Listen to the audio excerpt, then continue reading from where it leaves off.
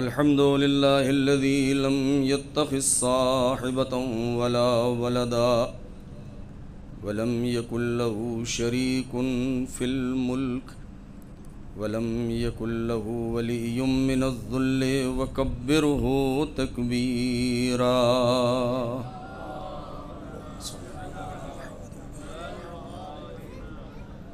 والصلاة والسلام والتحية والإكرام على النبي الأمي المكي المدني القرشي الهاشمي الأبتحي سيدنا وطبيب نفوسنا وحبيب قلوبنا وشفيع ذنوبنا مولانا ومولى الكونين جد الحسن والحسين أبي القاسم محمد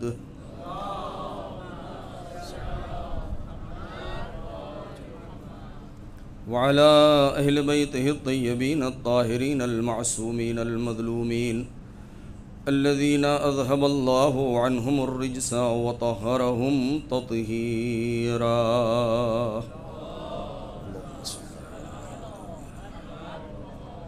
سلام على آل طه وياسين ولعنة الله على أعدائهم أجمعين من الآن إلى يوم الدين.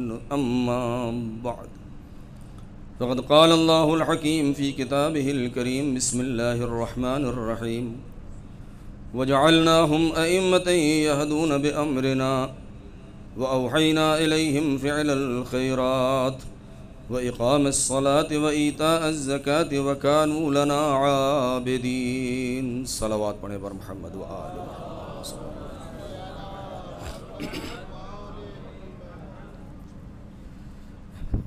عزیزان محترم، علماء کرام اور طلاب عزیز، یہ اس سلسلے کی آخری مجلس ہے، شب شہادت ہے. علماء کرام سے بہترین بیان آپ نے سماعت فرمایا.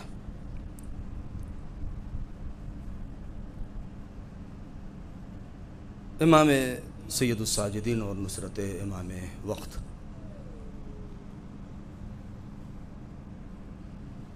سرکار امام زین العابدین علیہ آلاف التحیید والثناء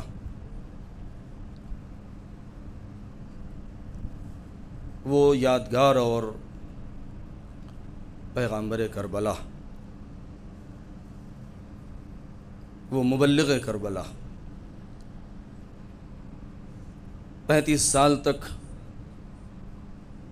خود امام اور ناصر امام اور مروج مقصد حسینی، ایک ایسی ذات، ایک ایسی شخصیت کہ جو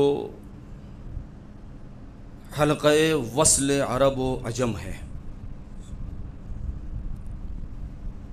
اگر ایک طرف سے ہاشمی خاندان کے پوتے ہیں تو دوسری طرف سے سلسلہ ساسانیوں کے نواسے بھی ہیں. ایک ایسی ذات کی جس کے سلسلے میں پورا عرب جس کے چوکھٹ پر جب ہسائی کر رہا ہے تو پورا عجم جس کے احسانوں تلے دبا ہوا ہے. ایک ایسا مجبور، ایک ایسا بے کس کہ جو ظاہری اعتبار سے اپنی پوری مجبوری کے اعتبار سے مختار مطلق نظر آ رہا ہے. ایک ایسا نفس مطمئنہ کہ جس کے سامنے آزاد گرفتار اور گرفتار آزاد نظر آ رہا ہے. ایک ایسا جری اور ایک ایسا بہادر اور ایک ایسا دلیر، ایک ایسا شجاع اور ایک ایسا صابر کہ دنیا کی نگاہوں کے سامنے وہ پابند سلاسل ہے، مگر سر پر تاج رکھے ہوئے اس کے سامنے طاغوت زمانہ گھبرایا نظر آ رہا ہے، مگر زنجیروں میں جکڑا ہوا انسان مطمئن نظر آ رہا ہے. شجاعت اگر کسی کی دیکھنا ہے، اگر کسی کی بہادری کو دیکھنا ہے تو میدان کارزار میں نہ دیکھا جائے. اس لیے کہ سپاہی جب شمشیر بکف ہوتا ہے تو اس کے اندر ایک جوش ہے، ایک جذبہ ہے، ایک ولولہ ہے، ایک حوصلہ ہے.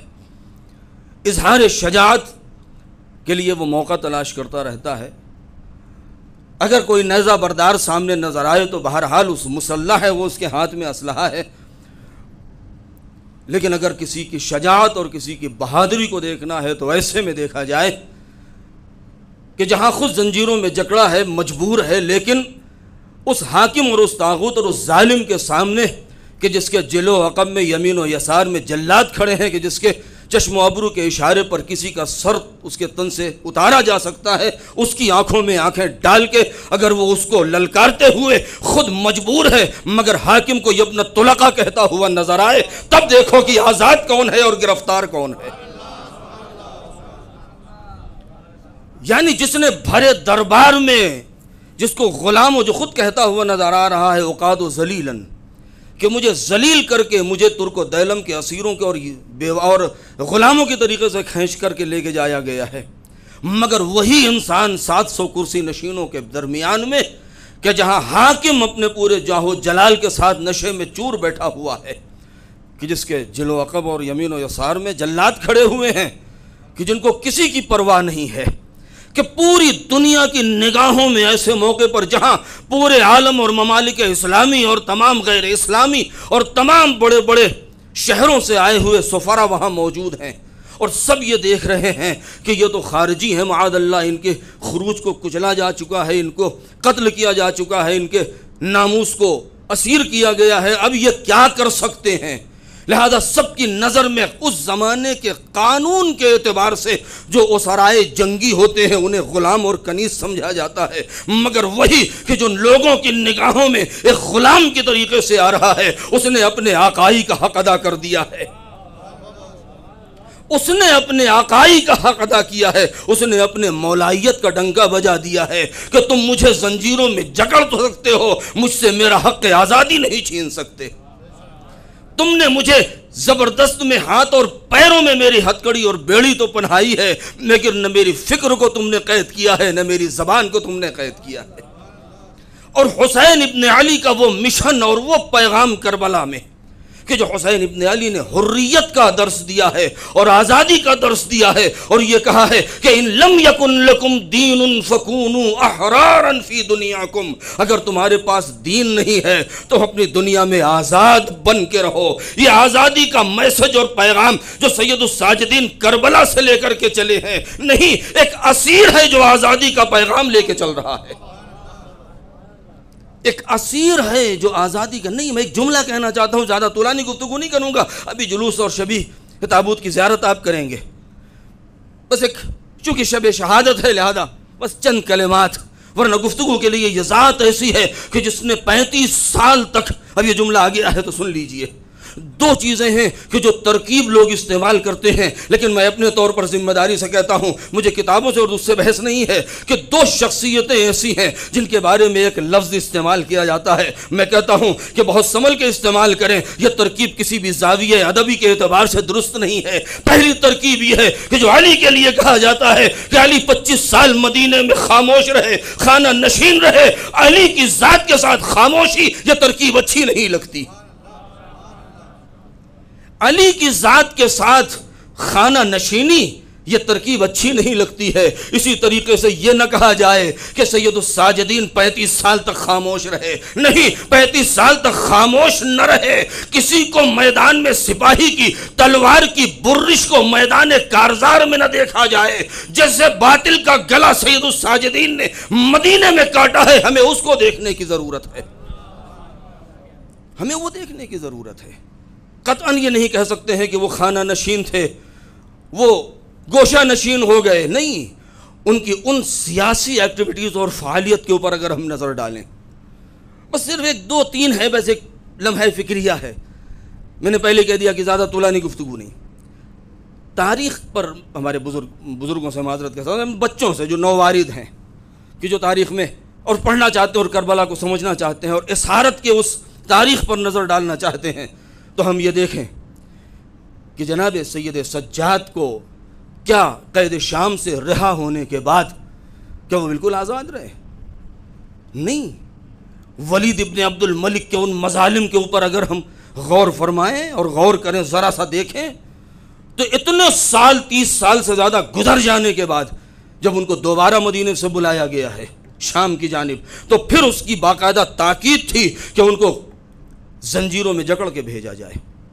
اور وہ ایک معجزہ اور وہ ایک امام نے جو کرامت دکھائی اور جو اپنی قوت کا اظہار کیا، وہ اپنی جگہ، کہ زہری جیسی شخصیت کی جو امام کے شاگردوں میں بھی ہے، اصحاب میں بھی ہے، بگڑ بھی گیا، سنور بھی گیا، پھر راہ راست سے بھٹک گئی، یہ جو شخصیت ہے کہ زہری کا بیان ہے کہ میں گیا ہوں آگے بڑھ کے اور میں نے کہا ہے میرے مولا یہ مجھ سے دیکھا نہیں جاتا، کاش کہ میں آپ کی جگہ ہوتا اور یہ ظلم میرے ساتھ ہوتا. اور اس کے بعد امام نے پھر وہ بیان کیا کہ نہیں یہ زیادہ دیر یہ چلنے والا نہیں ہے، اور قافلہ کچھ دور چلا اور اس کے بعد پھر وہ ساری چیزیں واقعات اپنی جگہ.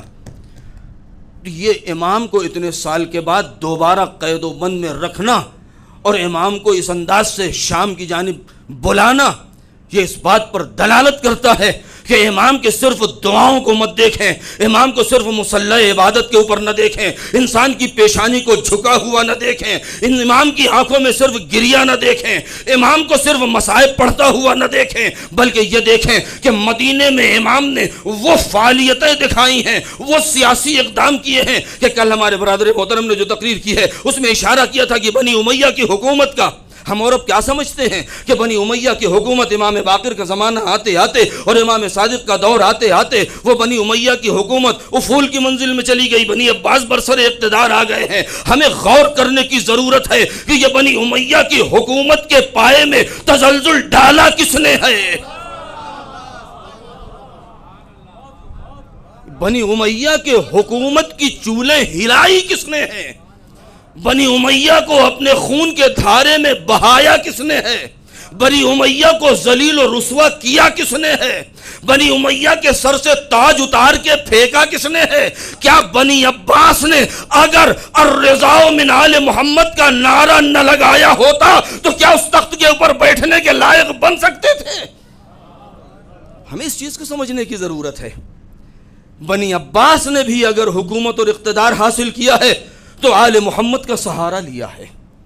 ابھی میں نے کہا کہ یہ حلقہ وصل عرب و عجم کہ ایک طرف سے شہزادہ عجم ہیں اور دوسری طرف سے شہزادہ عرب ہیں، اور جناب شہربانوں کا وہ کردار اور امیر المومنین کی وہ حکمت عملی. وقت نہیں کہ اس بات کے اوپر زیادہ گفتگو کی جائے کہ جب جناب شہربانوں اسیر ہو کر کے آئیں اور وہ سارے مسائل اور لوگوں نے اپنے اپنے حقوق جو ہیں وہ، اور اس کے بعد امیر المومنین کا یہ فیصلہ کہ نہیں، جو صاحب کرامت شخصیتیں ہوتی ہیں ان کے کرامت کی حفاظت کرنا ضروری ہے.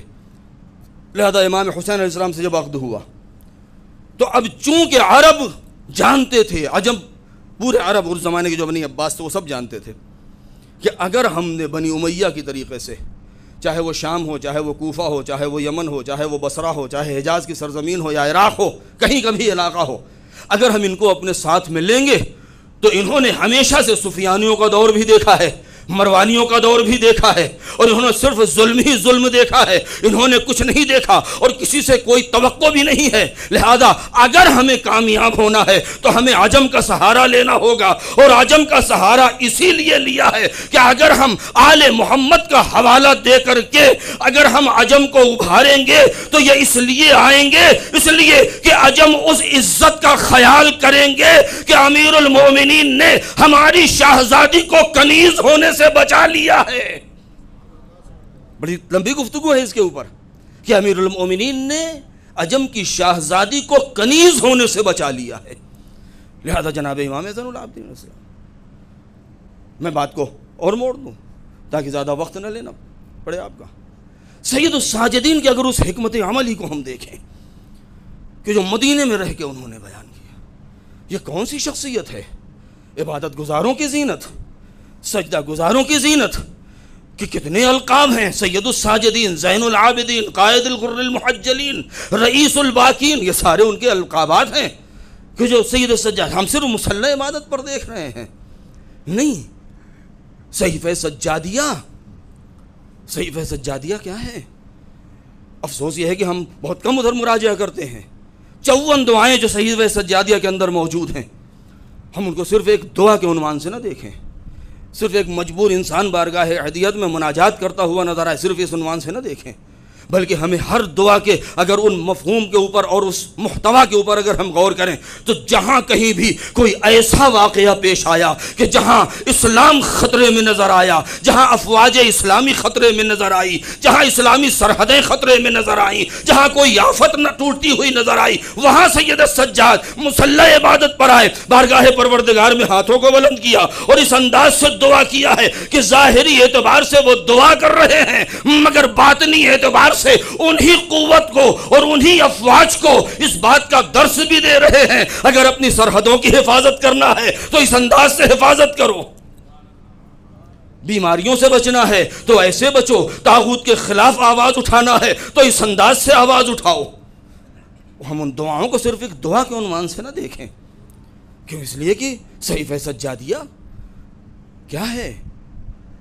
وہی کہ جب امام نے اپنے ان تمام اس عرفان کے اعتبار سے جب انسان کی روح کو بالیدہ کرنے کے لیے جب اپنے زبان پر وہ کلمات جاری کیے تو جب اس کو ابو حمزہ صومالی اور منہال جیسی شخصیتوں نے املا کیا ہے تو جب کتاب ہمارے سامنے آ رہی ہے تو اب اس کو انجیل اہل بیت کہا جانے لگا۔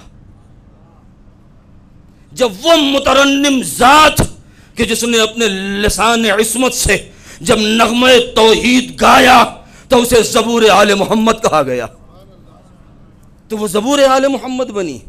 یہ صرف ایک دعا اور ایک مناجات نہیں ہے، میں صرف چند کلمات کے امام نے نصرت کیسے کیا ہے امام زمانہ کی۔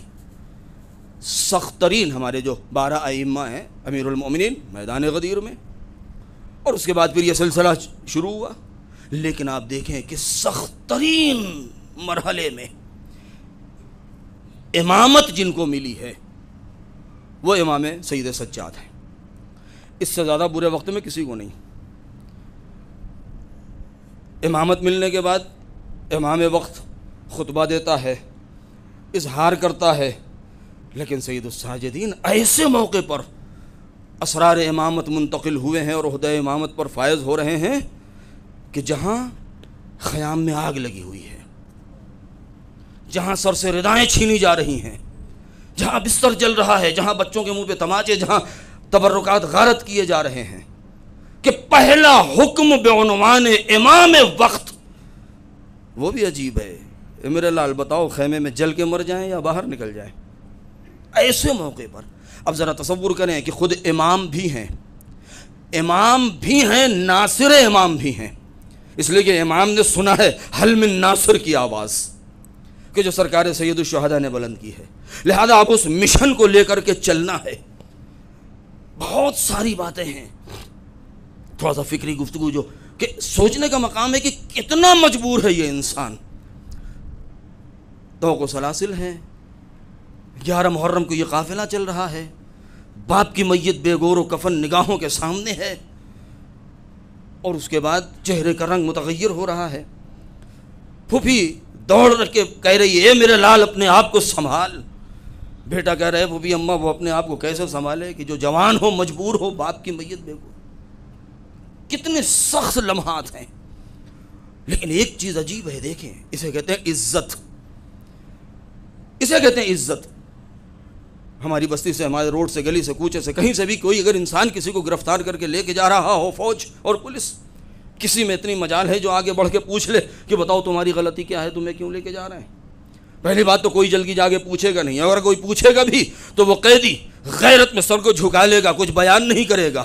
مگر یہ بھی شان امام کی دیکھیں کہ ماں بہنیں پھوپھیاں بے مقنع و چادر ہیں، خود پابند سلاسل ہیں، مگر جس بستی سے، جس علاقے سے گزارا گیا، آگے منادی ندا دے رہا ہے، یہ خارجی ہیں، ان کے خروج کو کچلا گیا ہے اور حاکم نے ان کو اسیر بنایا ہے، مگر جب بھی کسی نے آ کے پوچھا بتائیے ہم پہچان نہیں پا رہے ہیں، آپ کون ہیں؟ فوراً بتایا میں علی ابن الحسین ہے، وہ میرے بابا کا سر ہے اور میری غلطی یہ ہے، ہماری خطا یہ ہے۔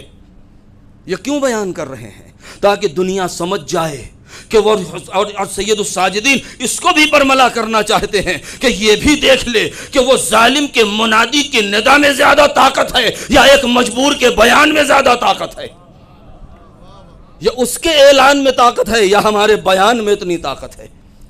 اور یہ بیان کرتے ہوئے چلے جا رہے ہیں، ہر مقام پر اس کو بیان کیا، کوفے میں، شام اور کوفے کے درمیان جو راستے ہیں، جو بستیاں ہیں، ان میں تمام بیان کرتے ہوئے امام چلے جا رہے ہیں، اور اس منزل پر امام پہنچے ہیں۔ یہ ہے نصرت۔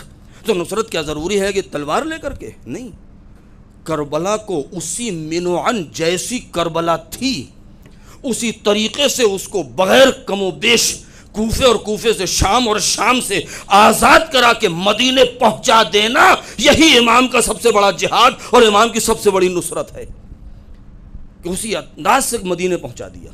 اور مدینے میں پھر آپ، اب ایک جملہ، مدینے میں جو آپ کی فعالیتیں ہیں وہ کیا ہیں؟ مدینے میں بہت سارے آپ کے، لیکن ایک چیز، اور وہ کیا ہے کہ جہاں آپ نے دیکھا کہ امام مصلی عبادت پر ہیں، کسی کو جانور کو لے جاتے ہوئے دیکھا، فوراً پوچھ لیا کہ بھائی کہاں لے کے جا رہے ہو؟ اس نے کہا ہم ذبح کرنے لے جا رہے ہیں۔ پہلا سوال، پانی پلا لیا ہے؟ دیکھیں، خاموش تبلیغ، اس انداز سے درس دے رہے ہیں۔ اب ذرا سوچیں کہ اس ایک جملے کے اندر کتنی بڑی بات امام نے کہہ دی ہے۔ آج پوری دنیا میں مدافعین حقوق بشر کا ڈھول پیٹنے والے امام سے سیکھیں کہ جو امام جانوروں کے حقوق کا اتنا خیال رکھتا ہو، وہ بشریت کے حقوق کا کتنا بڑا مدافع رہا ہوگا۔ جو جانوروں کے حقوق کا اتنا خیال رکھتا ہو، لہذا فوراً پوچھ لیا۔ وضو کے لیے پانی آیا، امام رو دیے۔ کہیں پر شادی میں دعوت ہوئی امام کی، امام پہنچے، امام وہاں پر رو دیے، ہر ایک مقام پر۔ اور اس کے بعد تربیت بھی کر رہے ہیں لوگوں کی، لیکن ان میں ایک خاص چیز جو ہے وہ کیا ہے؟ امام غلاموں اور کنیزوں کو خرید رہے ہیں اور خرید کے آزاد کر دے رہے ہیں۔ بھئی یہ چھوٹی سی ایک بات ہے جو آپ جانتے ہیں۔ کتنے خریدے آپ نے اس 35 سال میں؟ 1000 سے لے کر کے 50,000 تک کا تذکرہ ہے جو میں نے خود پڑھا ہے۔ بعض لوگوں نے لکھا ہے 50,000، بعض نے لکھا کہ کم سے کم 1000، ورنہ کم سے کم آپ 10,000 15,000 تو مان ہی لیجئے کہ جتنے غلاموں اور کنیزوں کو امام نے خریدا اور خرید کے راہ خدا میں آزاد کر دیا۔ یہ امام غلام اور کنیز کیوں خرید رہے ہیں؟ اگر ہم اس کے پیچھے جا کے دیکھیں تب سمجھ میں آئے گا۔ اب آئیں ان قیام جو قیام ہوئے ہیں، کتنے قیام ہیں کہ جن کو امام نے منع کر دیا، کتنے قیام ہیں جس کو مخفی طریقے سے اجازت بھی دیا ہے، کتنے قیام میں امام نے سکوت اختیار کیا ہے تاکہ رضا کے اوپر دلال کر کے کسی کو خاص طور سے امام نے منع کر دیا ہے کہ یہ قیام نہ کرنا، یہ محکوم بھی شکست ہوگا۔ یہ سارے قیام جتنے ہیں اپنی جگہ ہیں، لیکن ہمیں وہ دیکھنا ہے کہ امام غلاموں کو خرید رہے ہیں اور خرید کے آزاد کر دے رہے ہیں۔ یہاں امام پیسہ نہیں دیکھ رہے ہیں، مورخین نے لکھا ہے کھل کر کے، میں نے اس کو پڑھا ہے، آپ مطالعہ کیجئے، ہم اپنے بچوں سے کہہ رہے ہیں تب پتہ چلے گا۔ کہیں پر امام نے مول بھاؤ نہیں کیا ہے، کسی سے پوچھا کتنی قیمت ہے، امام کی حسن انتخاب اور نظر پڑی، بتایا اتنے دینار کا ہے، امام نے پیسہ دیا، اسے خرید لیا۔ یعنی امام کی نظر میں درہم و دینار کی کوئی حیثیت نہیں ہے، انسان کے آزادی کی اہمیت ہے۔ درہم و دینار کی کوئی حقت نہیں ہے، انسان کی آزادی کی حیثیت ہے۔ خریدا، خرید کے آزاد کر دیا۔ اب آزاد کرتے چلے جا رہے ہیں غلاموں کو، کنیزوں کو۔ اب جن کو آزاد کر رہے ہیں یہ کہاں جا رہے ہیں؟ کتنے ایسے تھے کہ جو سوڈان کے تھے، حبشہ کے تھے، دوسرے علاقوں کے تھے، افریقہ کے بہت سارے دوسرے ممالک سے تھے، جو آئے تھے جن کو پتہ ہی نہیں تھا کہ ہمارے آباء و اجداد، ہمارے ماں باپ کون ہیں۔ بچپنے سے ان کو گرفتار کیا گیا تھا اور بیچ دیا گیا تھا، اور 20-25 سال ان کے غلامی میں گزر گئے ہیں۔ اب جب ان کو آزاد کیا ہے تو اب یہ جائیں کہاں؟ صرف افریقی نہیں تھے، دوسرے بہت سارے افراد تھے، یہاں تک کہ روم کے کتنے افراد غلام اور کنیز تھے جن کو امام نے خرید کے آزاد کیا ہے۔ کتنے ایسے عجم تھے جن کو خرید کو آزاد کیا ہے۔ تو اب یہ جائیں کہاں؟ لہذا امام نے ان کو مرکب دیا، ان کو گھر دیا، ان کو زیادہ سفر دیا کہ تمہیں دنیا میں جہاں جانا ہے چلے جاؤ۔ مگر ایک چیز جو ہم نے دیکھی ہے تاریخ میں، وہ عجیب چیز دیکھی ہے کہ امام خرید بھی رہے ہیں، خرید کے آزاد بھی کر رہے ہیں، آزادی کا پروانہ پانے کے بعد وہ در امام سے اٹھنے کے لیے تیار بھی نہیں ہے، وہ در امام سے اٹھنے کے لیے تیار بھی نہیں ہے۔ ہزاروں غلام اور کنیزیں ایسی ہیں کہ جن کو امام نے آزاد کیا ہے اور وہ امام کی دہلیز کو چھوڑ کر کے جانے کے لیے نہیں ہے۔ اب آئیں ذرا غلامی کے اوپر۔ غلامی کہتے کسے ہیں؟ کہتے ہیں زندگی میں سب سے زیادہ ذلیل جو چیز ہے وہ ہے غلامی، سب سے زیادہ ذلیل۔ انسان ہر چیز برداشت کر لے گا، یہ نہیں کرے گا کوئی کہہ دے کہ تم فلاں کے غلام ہو، یہ چیز انسان سے برداشت نہیں ہے۔ لیکن آل محمد کے آزاد کردہ غلاموں کا یہ امتیاز ہے کہ جب انہوں نے کسی کو آزاد کیا تو آزاد ہو جانے کے بعد بھی کبھی اپنے آپ کو آزاد نہیں سمجھا، دنیا سے آزاد سمجھا، آل محمد کا غلام کہتے رہے۔ نہیں، میں ایک جملہ کہنا چاہتا ہوں، اپنے آپ کو آل محمد کا غلام کہتے رہے۔ کبھی کوئی کسی سے کہہ دے کہ تم فلاں کے غلام ہو، وہ برہم ہو جائے گا۔ اس لیے کہ ہم نے بزرگوں سے بہت باتیں سنی ہیں کہ جب انسان ہارتا چلا گیا جوا کھیلنے میں تو آخر میں کہتا ہے، یا اپنی بات کو ثابت کروانے میں تو کیا کہتا ہے، اگر اب کی میری بات غلط نکل گئی تو میں غلامی لکھوا دوں گا۔ اس کا مطلب یہ ہے کہ اب اس سے زیادہ ذلت کی کوئی بات نہیں ہے، یعنی انسان اس بات پر راضی نہیں ہے کہ کوئی اسے کسی بادشاہ کا غلام کہہ دے، مگر سید سجاد اور آل محمد کے شرف پر ہمارا سلام ہو کہ دنیا والے بادشاہ اور سلاطین زمانہ کی غلامی کو اپنے لیے باعث ذلت سمجھتے ہیں، مگر ہم نے دیکھا سلاطین زمانہ آل محمد کی غلامی کو اپنے لیے باعث فخر سمجھتے ہیں۔ صلوات پڑھیں بر محمد و آل محمد۔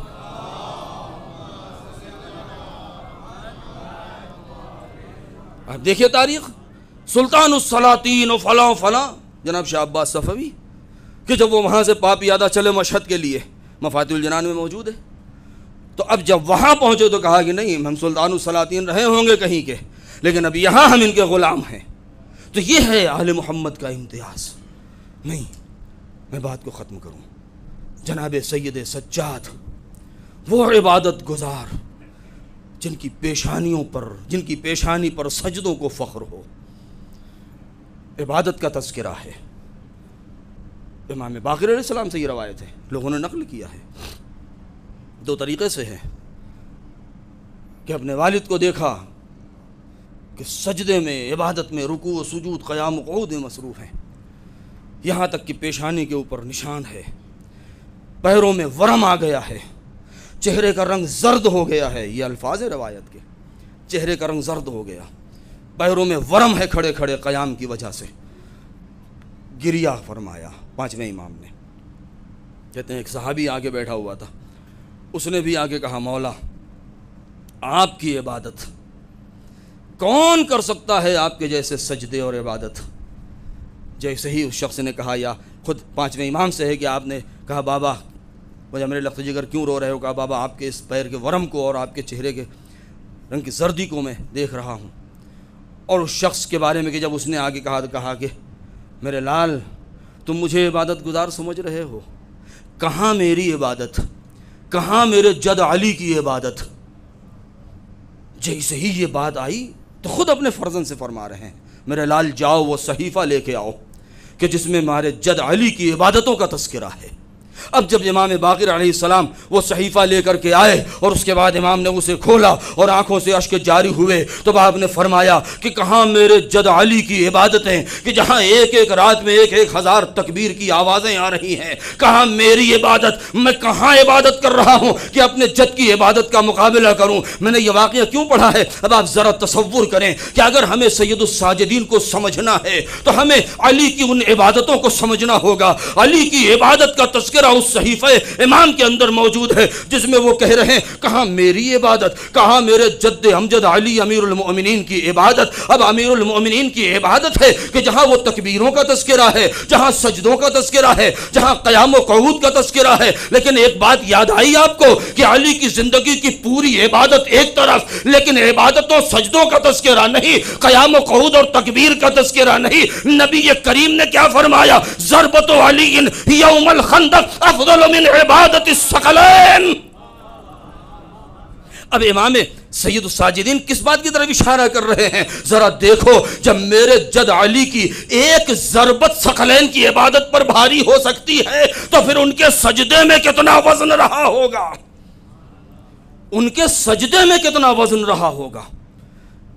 جب علی کی ایک ضربت جو یوم الخندق ہے، وہ اب ثقلین میں کیا ہے؟ ائمہ کی عبادت بھی شامل ہے، انسان کی عبادت بھی، جنات کی عبادت بھی، ساری عبادتیں الی یوم القیامہ سب اس کے اندر شامل ہیں۔ جب علی کی ایک ضربت ثقلین کی عبادت پر بھاری ہے تو پھر علی کا وہ آخری سجدہ کتنا سنگین رہا ہوگا کہ جب سر سجدہ خالق میں ہے اور سر پہ ضربت لگ رہی ہے جس میں علی اعلان کر رہے ہیں فزت ورب الکعبہ، رب کعبہ کی قسم میں کامیاب ہو گیا۔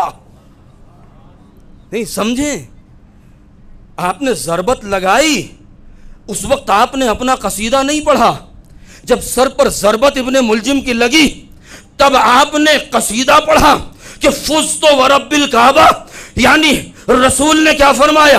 علی کی ایک ضربت ثقلین کی عبادت سے بھاری، مگر علی اپنی اس ضربت کو نہیں، اپنے اس آخری سجدے کو قابل قبول سمجھتے ہیں، کہتے ہیں کہ میں کامیاب ہو گیا۔ اب ذرا سوچیں کہ علی کی وہ ایک ضربت، علی کا وہ آخری سجدہ، جب یہ دونوں سجدے متصل ہو جاتے ہیں اور خلاصہ بنتے ہیں تو سجدہ شبیری بنتا ہے۔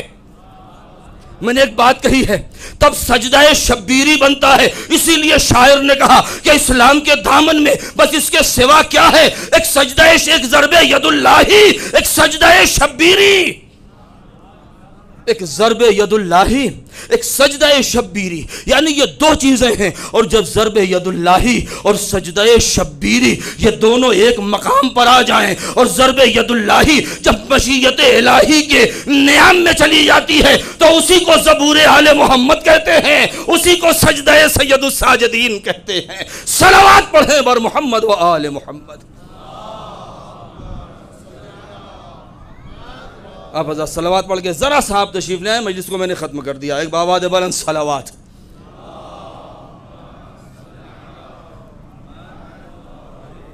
تو یہ ہے سید الساجدین، یہ ان کا سجدہ، سجدہ گزار جس کے اوپر فخر کریں۔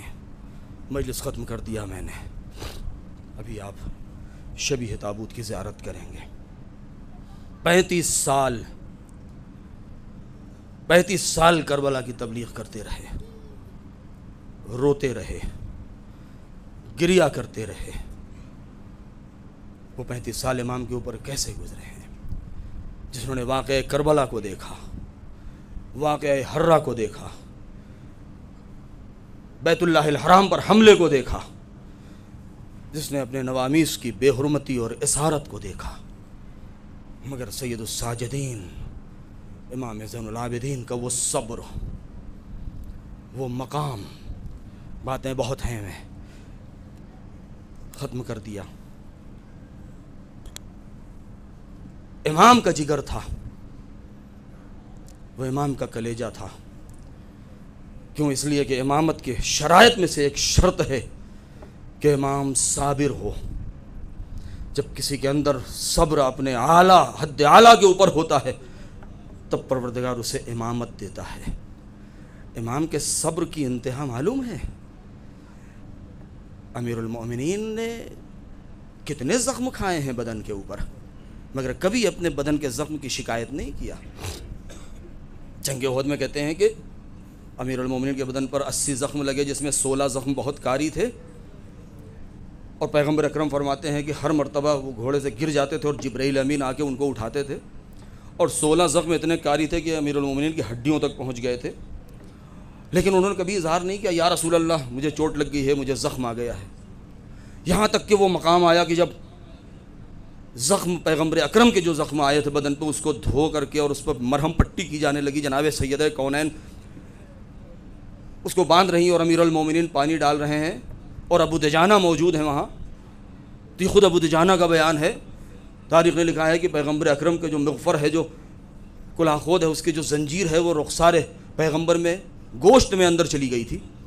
تو کہتے ہیں ابو دجانہ نے اس کو اپنے دانت سے پکڑ کے نکالا، تو پیغمبر اکرم کے جو زخموں پر مولا پانی ڈال رہے ہیں اور سیدہ دو عالم اس کو دھو رہی ہیں تاکہ اس کے اوپر مرہم پٹی باندھیں، تو اس وقت پیغمبر نے فرمایا تھا اے میرے لخت جگر ادرک علی، علی کا خیال رکھو، اس لیے کہ اب ان کے اندر رمق حیات بہت کم ہے، اس لیے کہ علی کے وہ اظہار نہیں فرما رہے تھے، اظہار نہیں کر رہے تھے کہ میرے بدن پہ کتنے زخم ہیں، اس لیے کہ وہ پیغمبر کے زخم کو پہلے دیکھ رہے ہیں، اپنا بھولے ہوئے راہ خدا میں جو زخم کھائے ہیں۔ اس لیے کہ امام اپنے بدن کے زخم کا کبھی اظہار نہیں کرتے۔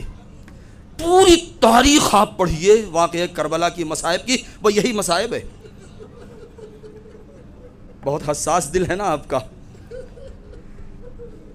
بہت حساس طبع کے مالک ہیں نا ہم اور آپ۔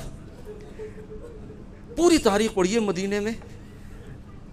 ہاں امام نے جو مصائب بیان کیے، کیا بیان کیا کہ ہاں میرے لیے بہت سخت تھا کہ میں گزارا جا رہا تھا، میرے باپ کی میت بے گوروں کا فن تھی۔ کبھی یہ نہیں کہا کہ ہاں میرا خیمہ جل گیا، میرا بستر جل گیا، میرے پنڈلیوں میں درد ہے، میرے گلے میں توق خاردار تھی، کبھی نہیں کہا نا۔ صرف ایک موقع پر کہا تھا، اور وہ کون سا؟ جب قید شام سے رہا ہو کر کے مدینے آئے تھے اور مدینے کے باہر قیام کیا تھا نا، اور ایک مرتبہ بشیر سے کہا بشیر جا کے ہمارے آنے کی خبر کر دے، اور بشیر نے کہا یا اہل یثرب لا مقام لکم بہا قتل الحسین ودمعی مدرا، اے اہل یثرب تمہارے رہنے کی جگہ نہیں، حسین مارے گئے، یہ میرے بہتے ہوئے۔ اور جب ایک مرتبہ اہل مدینہ نے کہا اے بشیر یہ تو کیا کہہ رہا ہے، اور اس نے اگلا مصرع پڑھا الجسم منہ بکربلا ان مدرج والراس علی القناۃ منہ یدار، ارے ان کے جرو تن میں جدائی ہو گئی۔ اور ایک مرتبہ اہل مدینہ باہر نکلے، اور ایک مرتبہ محمد حنفیہ آئے اور دیکھا کہ امام زین العابدین ہے، اور بڑھ کے گلے میں باہیں ڈالی ہے، دونوں ہاتھوں کو پکڑ لیا، اے چچا ہاتھوں کو ہٹا لے۔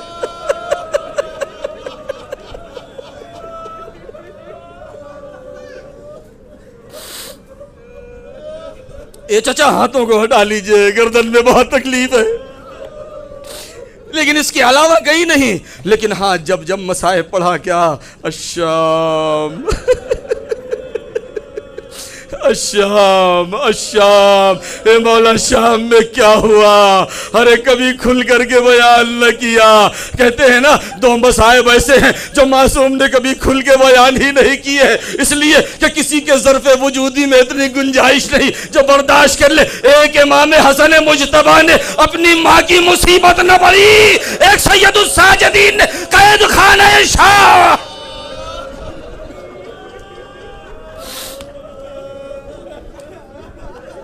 اجرکم علی اللہ، شب شہادت ہے، رو لیجئے، شب شہادت ہے۔ یہ شخص وہ ہے کہ باپ نے کہا ہمیں انا قتیل العبرہ، ہمیں رولا رولا کے مارا گیا، اور وارث وہ ہے کہ رونا چاہتا ہے تو رونے نہیں دیا جا رہا ہے۔ یہ بہت سخت منزل ہے کہ انسان کو رونے نہ دیا جائے۔ کتنی سخت منزل ہے سید الساجدین کے لیے۔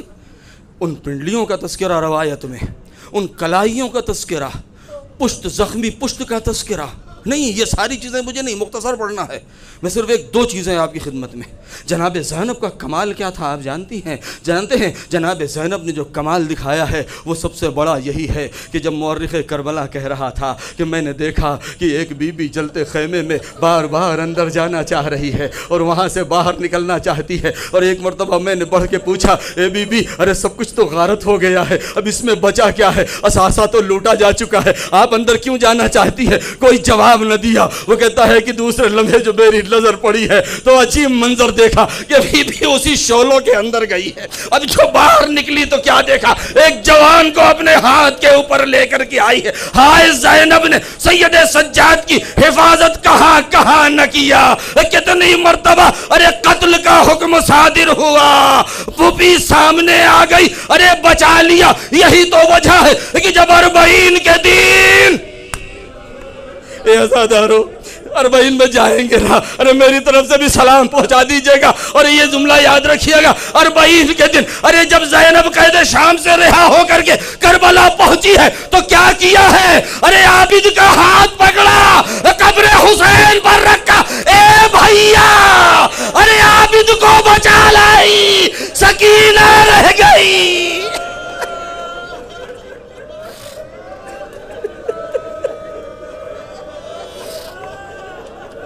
جزاکم ربکم خیر الجزا۔ ہاں زینب نے سید سجاد کو بچایا، بچا کے مدینے لے کے گئی۔ 35 سال تک ظلم کی انتہا۔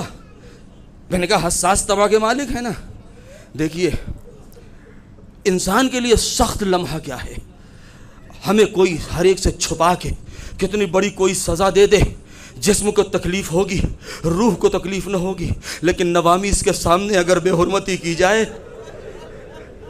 اگر آپ صاحبان اولاد نے چھوٹے بچے بیٹھے ہوئے ہیں، باپ اپنے دل پر ہاتھ رکھ کے سوچے کہ اگر باپ کو مجبور کر کے اس کے چھوٹے سے بچے کے منہ پر تماچا مارا جائے تو بچے کے دل پر کیا گزرے گی. ہائے جب سکینہ کے منہ پہ تماچے لگتے رہے ہوں گے, سید سجاد کے بیڑیوں اور ہتکڑیوں کے جھنکار کی آواز, اے میری بہن مجھے معاف کر دے, ارے تیرا بھائی بہت مجبور.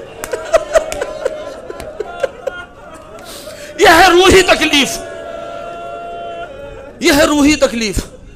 اسے کہتے ہیں سید الساجدین کی مصیبتیں, ورنہ شہادت تو ان کی میراث ہے, شہادت تو ان کی میراث ہے. ہاں حجت خدا سے زمین خالی ہو رہی ہے, امام سید سجاد دنیا سے گزر رہے ہیں, قیامت کی گھڑی ہے, لیکن یہ مصیبت ارے ان کے لیے مصیبت نہیں ہے, یہ ان کے لیے سعادت ہے. مصیبت تو قید خانہ شام ہے. اے عزادار و مجلس میں نے ختم کر دیا. وہ وقت بھی آیا کہ جب عبد الملک ابن مروان, ولید ابن عبد الملک کی طرف سے یہ حکم آیا ہے کہ امام کو زہر دے دیا جائے. ہاں امام کو زہر دیا گیا. ہائے اسی مدینے کے اندر, اسی مدینۃ الرسول میں, ارے امام زین العابدین ہائے آج ہی کی شب ہے, تڑپ تڑپ کے دنیا سے گزر رہے ہیں. اے عزادارو, ارے 25 محرم آئی, آپ جانتے ہیں مدینے میں جنازہ اٹھنے جا رہا ہے.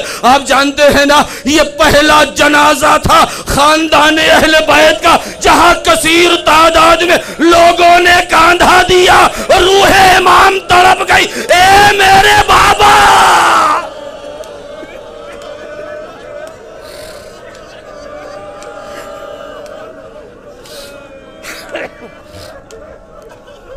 یہ خاندان اہل بیت کا پہلا جنازہ تھا, اس لیے کہ رسول کے جنازے میں کتنے لوگ تھے.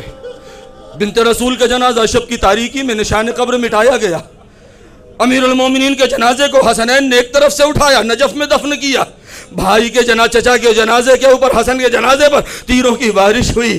حسین کا جنازہ بے گور و کفن رہا. ہاں یہ پہلا جنازہ تھا جہاں کثیر تعداد میں اور لوگوں نے شرکت کی ہے. مگر صرف ایک جملہ کہنا چاہتا ہوں, مجلس ختم ہو گئی. اے عزادارو, ارے مصیبت کو سمجھنا ہے. بہت سی مصیبتیں ایسی ہیں جو عند الغسل سامنے آئی ہے.